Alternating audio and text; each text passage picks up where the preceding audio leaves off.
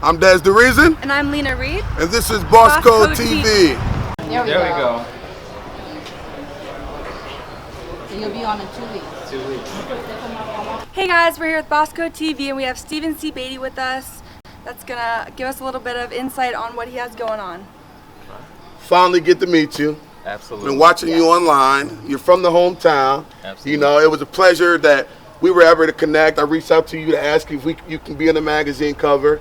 And then, lo and behold, we're here interviewing while you're cooking. So tell us about your experience today. What's going on today? Yeah, well, you know what, let's digress. Let's talk about the magazine. Okay. You know, that is such a huge, honor, such a privilege to partner with you on such something that you're doing. You know, it's homebred. You know, I appreciate that. You know, and it's been planted and it's been cultivated in the basement, and now the world is getting a chance to enjoy it, the fruits of your labor. So salute to you and everything that you're doing. I appreciate that. I appreciate absolutely. So you know, we got a lot of good things going. You know, we're showing that you can be multi-dimensional when it comes to your art, where you can show different sides of your craft. Right. You know, and it's sometimes people just see me as an artist when it comes to fruit and vegetables, ice carving. But we're trying to show them that my first love is the hot side of the kitchen. Right. And that's what we're kind of doing right now, and also able to provide an entertainment aspect of it. So it's just not just food. Right. And so we're engaging the crowd, we're engaging the people, and some people like yourself and others who've been following me online, get a chance to come out, and meet me, and have some meet and greet, take some pictures, and and just hug it out. So it's been good. It's been positive. What surprised me the most is that I was telling Lena and Rob when we walked in that you're like a stand-up comedian on stage. I mean, you captivate the audience. It's bigger than cooking, I mean, as soon as we pulled up, we could hear you, just engaging. And how does that type of comfortability come into what you do? Because it's cooking and stage presence is two different things, you know. I honestly, to be completely transparent, I mimic my father. Okay. My dad is a hilarious guy. Pops was one of those guys that if you watched him long enough, he showed you how to engage a group. Right. And no matter what their background was. And so, and then obviously just growing up in the church. Right. Whether you're standing in front, and you're doing your Easter speech, or or you're working with the youth, or whatever the case might be, just that social element that comes with growing up in a church, was always important. But then, not being afraid, to be yourself. Right, exactly. And have self-expression. So whenever I'm up on the stage, that's the real me. Right. And I'm just actually just sharing that with people, or we're just having a good time. Right. Yeah. And you mentioned also in part of your interview that you weren't always confident. Like, what gave you that confidence? Like, what taught you to be confident in your art and your craft? You got one life. Right. And you hear that sometimes, but it is not just about following your dreams, but like that whole self-confidence and self-esteem, like you gotta love who you are. And it took me having to go to culinary school and pay every dime of that by myself to realize, to put a price tag on myself, to say, you value yourself this much to put yourself through culinary school, to make that sacrifice and to embrace your dreams. You better love who you are. If not, you just wasted all that time, resources, and other people's time and resources that have been pouring into you and invested into you. So when you look at that aspect and you put a value on yourself to say, you know what, I'm priceless. And you know what, and I may not be you, but I'm me. And at the end of the day, you can't beat me being me. Exactly. And you can try to imitate me, but I'm me. Right. At the end of the day, and I accepted that, and I embraced that. Absolutely. Awesome, that's amazing. Because you also mentioned that you have to be awake while your competition is asleep. Yeah. Yeah. So. A lot of times, where people they don't see the journey and the process. They always see the promise. And this is the realest thing that I know is that I worked 105 hours last week alone to jump on an airplane to come here and follow my dream. Wow. And so the sacrifice, the stamina, and that the focus on where that end result needs to be is that you got to have that. And if you want it bad enough, you're gonna put that grind, you're gonna put that time in, that effort, and that dedication, and that you can't have any excuses. Right. Because at the end of the day, an excuse is the only excuse for something that you want to do in the first place. Exactly. That's a good way to say it.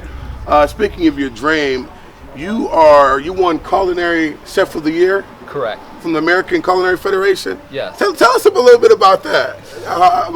Yeah, there's a few things in my life that that I probably would get emotional of and shed a tear. Right. And and one of them, from a professional standpoint, is when you win something like that. People ask me about the Food Network. That was emotional. Right. But that was for TV, and sometimes that's just for the entertainment of it. Right. But for the American Culinary Federation to look at you as a young man, a young black man, and who's excelling and doing what he does, and that he is pursuing his dream, and they say, you know what, you've done that with excellence, and so we believe in you, and let's celebrate you. Right. That is something that, at the end of the day, I have to, as a father, show my son what it's like to follow your dreams and work hard and be the example. And so this is one of those times where I share with my son and say, son, Seth, this is what happens when you work hard. Right, that's awesome. Yeah, so it's huge for the American Culinary Federation to acknowledge that. That's awesome. Now, you spoke a little bit about the being on the Food Network. If you've been under a rock and you don't know, this man was on the team that won the Cake Wars in 2015. And you got big news. You're going back to the Food Network. So tell us a little bit about that. To be completely transparent is that, when I talk about having one life and living it, is that when they invited me back to the Food Network to carve pumpkins, pumpkins isn't my thing. Right. I'll be the first one to admit, like, pumpkins is one of those things that I'm iffy on. Right. But we talk about stretching yourself. Now, I'm not a guy who works out a lot, but I've noticed that, if you exercise your muscles, you get sore. Right. And when you're sore, that's a byproduct of growth. All right.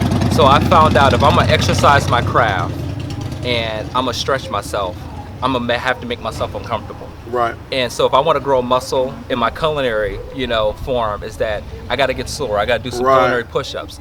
And so I accepted that challenge because it's about the stretch. It's about growth. If I continue to do things that are familiar to me, I'm just going to be, once again, one-dimensional, two-dimensional. But, I owe it to myself and those people who support me to take those chances. Right. Because I've found out that, there's people that will live vicariously through other people to be encouraged to say, wow, he made that jump. Right. I can do that. And it might not be food. It could be music. It could be their own lawn service. Right. People can see a picture of me and my son and say, you know what, I want to be a better father. Exactly. So, no matter what the case is that whether it's Food Network or something like that, Food Network has just been a vehicle for me to express that commitment that, you know what, I'm going for it. Right. Let's just do it. I always say, if you're going to have faith, have faith. Right. And that's what all this is about, is just having the faith and keeping it. Speaking on faith, how far away did you think you were from a situation like the Food Network before it actually came? Because a lot of times I know as dreamers, you think you don't know when an opportunity is coming, and how far away did you think opportunities like that actually were? I always say the best opportunities comes when you're not prepared. Okay. So that's why I tell people all the time, if you want to achieve your goals, you got to act like every day is that day. Right. You got to hone your craft and practice like this. Tomorrow's the day. Today is the day. That phone call, that email, that text message. Right. And so when it came to the Food Network, it was one of those things that I was like, it may not be here, but I'm going to keep acting like it's going to keep coming. Right. And so I was always honing my craft, posting pictures, tagging myself in something. Right. And once again, just becoming a student of it. Right. And so that's what people fail to realize, is that the odds of someone making it on the Food Network, let alone 2 times and multiple times, let alone winning a TV series, are so slim. But you know what? It's about that dedication to what you want to be. Right. That's awesome. Yeah. That's real awesome. Tell us a little about graffiti carving, as far as where you are with that, and what as far as the future for it. So, graffiti is one of those things. Obviously, it's about self-expression. It's about my own personal ability to tag the culinary industry and what I do through carving. But, as we're evolving, I want to show that the public that there's more to me. Right. And that's where StephanCBaity.com, comes into play, where it features, everything from, fruit and vegetable carving, ice carving, the competitions, and also hot side demonstration, and also partnering with other organizations, nonprofits, and to raise awareness. So, so that's where we're really going, is that, I just took the lid off of it. Right. And then, it's going to fall where it may, and I'm all about it. So what's the worst that can happen?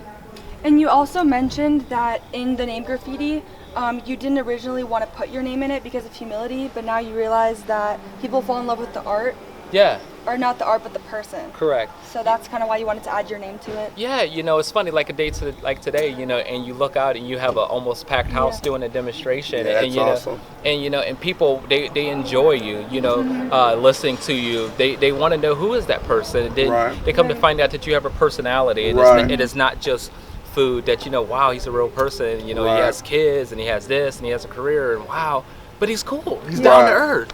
And so that's what people really want to know. And so I, from a humility standpoint, I'm having a hard time saying me. Right.